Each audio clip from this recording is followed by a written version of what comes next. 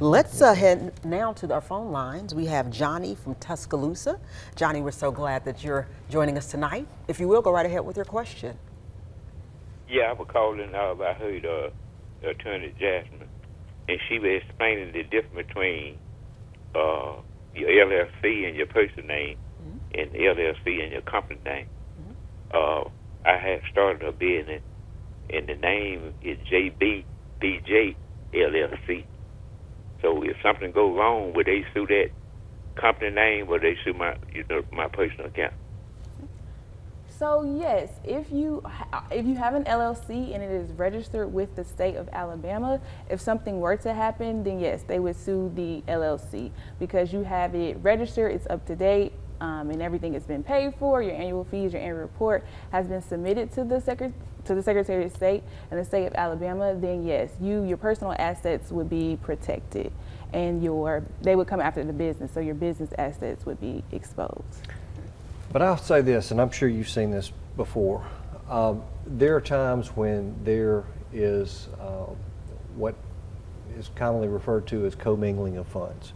So if you're in a situation where you have an LLC or another type corporation or entity, a partnership, whatever you want to call it, if you commingle your own personal assets and your personal funds, and then something happens, you may be on the hook. You could ultimately be responsible for things that happen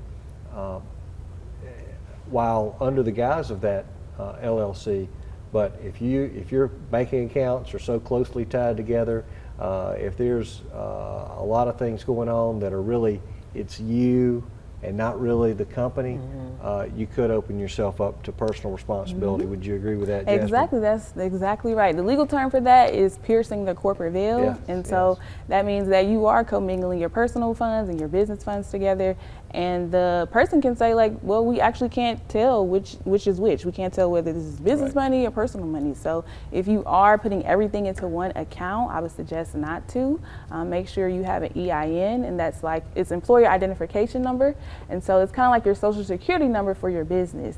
And so you would take that and you would take your articles of organization. If you have like an LLC, you can take your articles of organization and your EIN, you can take it to your bank of choice and then open a separate business account and put all your business money over there. So that way your personal money and your business money is separate. And are those the type things that you would counsel somebody on if they came to you and said, I want to start a business? Yes. It's not just here's your papers. You do a little talk, you give them a talk. Yes, I give them a talk, a consultation, and see where they're coming from, see what their goals are, see where they're trying to go, and make the best recommendation for them and what they aspire to do. That's really good. Very good. Excellent.